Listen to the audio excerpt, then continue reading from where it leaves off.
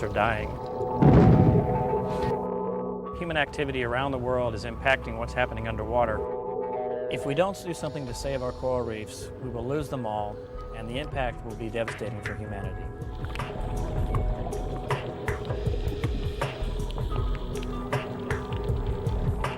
In 1988, I was on a trip with my father, and we went to the Cayman Islands and were looking at a coral reef that I had been taking pictures of since I was a baby, and the reef is gone. My heart sank, and I had a strong passion to try to change that. And my father and I sat down one night and came up with the idea of how to fix it.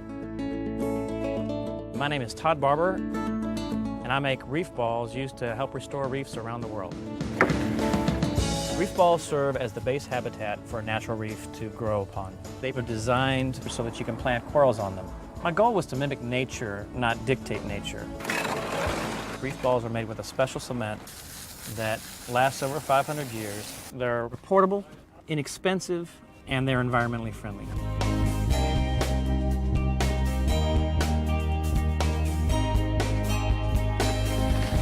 We call this hatching a reef ball. For me personally, the satisfaction comes from diving on a reef ball and seeing that the environment has been rehabilitated and that the reef is actually there and that our grandkids will be able to see the same thing.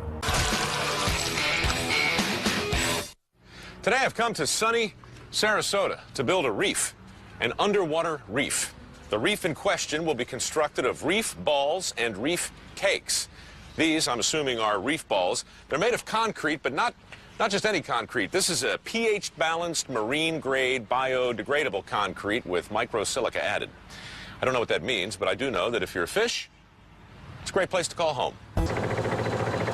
Concrete, a mold, and what so far appears to be a terrific idea. They're called reef balls, here high and dry after manufacture, a variety of sizes and designs. But their final resting place is under the waves. I really don't know why it is that all of us are so committed to the sea. I think it's because, in addition to the fact that the sea changes, and the light changes, and the ships change, it's because we all came from the sea. President John F. Kennedy knew the importance of returning from whence we came. In keeping with this sacred tradition, have you ever thought about creating a living memorial for a loved one, a pet, or honoring a special event like the birth of a child or grandchild? The Eternal Reefs build dignified, respectful, and environmentally positive memorial reefs that honor the memory of a loved one and may incorporate their cremated remains. We take the cremated remains, mix it into the concrete, form the reef, put a bronze plaque on it. The module is then cured for a few months. We deploy it by barge and slowly lower it to the bottom. We record the longitude and latitude in the GPS readings as we lower it on the bottom, so we have the exact location of the loved one's memorial reef. Here at Reef Innovations, they make concrete reef balls and reef layer cakes in all shapes and sizes, for all shapes and sizes of marine life. Beneath the sea's surface, a strange-looking man-made reef is laid to rest on the ocean floor. It's one of millions of so-called reef balls being used to replace the real thing destroyed by Mother Nature and man. These new homes for marine life were created to protect our marine ecosystems, and they got their start in an unusual way.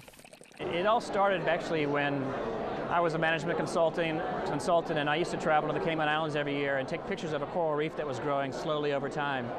And a hurricane came and wiped my little reef out, so I couldn't measure how fast they were growing anymore.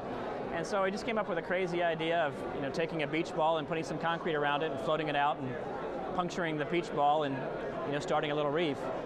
Todd Barber and his nonprofit Reef Ball Foundation is one of 25 organizations honored by the Tech Museum of Innovation in San Jose, California. Reef balls are important for a lot of reasons. They are an important educational tool for people to understand how important natural coral reefs are. They're also an important tool for us to be able to restore coral reefs by transplanting corals on top of them, as well as to replace the habitat that corals create. Coral transplantation has become a highly successful benefit of the reef ball. Coral is actually an animal, and it swims when it's first a baby. And these baby coral animals need something to hang on to so they can grow and develop. I'm Sinead O'Shea, and I'm in Sarasota, Florida, to meet the Reef Ball Foundation.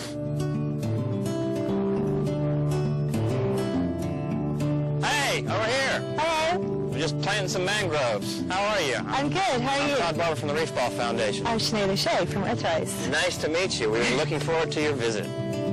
Unfortunately, man has created a lot of changes around the world, and those changes have impacted the corals. And we are slowly destroying the corals. We've lost about 30% in my lifetime. So it's our mission to try to replace some of that lost habitat.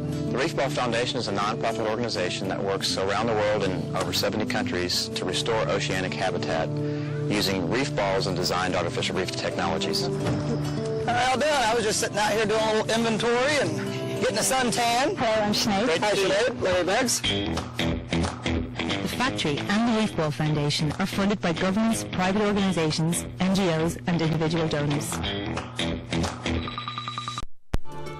Now, back to Network Earth, where America goes green on TBS. Hello and welcome back. So what do you suppose this is? Is it art? Is it a boulder with bad skin?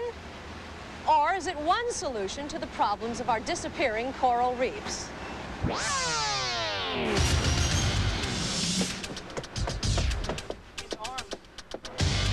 The correct answer is reef balls, an artificial reef structure, the brainchild of Todd Barber. This is a reef ball. This is the invention of Todd Barber. He lives in Florida, and he has come up to British Columbia, to Sydney, in fact, where they have launched a project of, how do you say it, rehabilitating dead reefs. Yeah, we call it the restoration of reefs, actually bringing them back where either they weren't originally or whether we were places where we've damaged them and we need new reefs. So the case of Sydney, BC, this is not Sydney, Nova Scotia, but is not, you're not fixing up a damaged reef, are you? And this was a little different. We had the community was building a fishing pier, and they needed a place to have crabbing and fishing and things like that on Attract the pier. the little creatures. Right. There was nothing there. It was just a sand bottom. Yeah. So we actually created a reef where there wasn't a reef by putting the reef balls down in the area. Now, being used to create artificial reefs, marine habitats, breakwaters, erosion preventers, and some very cool diving destinations. Once the mold comes off a reef ball, you're left with, well, a lump of concrete. But this is not just any lump, and this is not just any type of concrete. This is a very complex lump of concrete.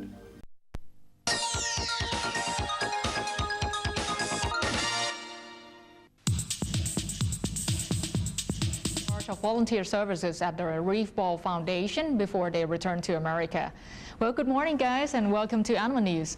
Okay, well, we might as well start with Todd, and please tell us a little bit of the background, the idea, why did you came up with this reef ball, and how, you know, they become successful, spread out throughout the world? Well, in my lifetime, I've been a scuba diver since I was very young. Okay. And in just the time that I've been alive, 30% of our world's reefs have disappeared. I see. And I began diving when I was very young, so I watched the decline happen. Okay. Finally, one day I was on vacation and a hurricane came and wiped out one of my favorite reefs. I'd been taking pictures of a coral that was slowly growing to document how fast it grew, just as a sort of a fun thing to do. Okay. And this hurricane wiped it out. And it was a nice, beautiful, friendly reef.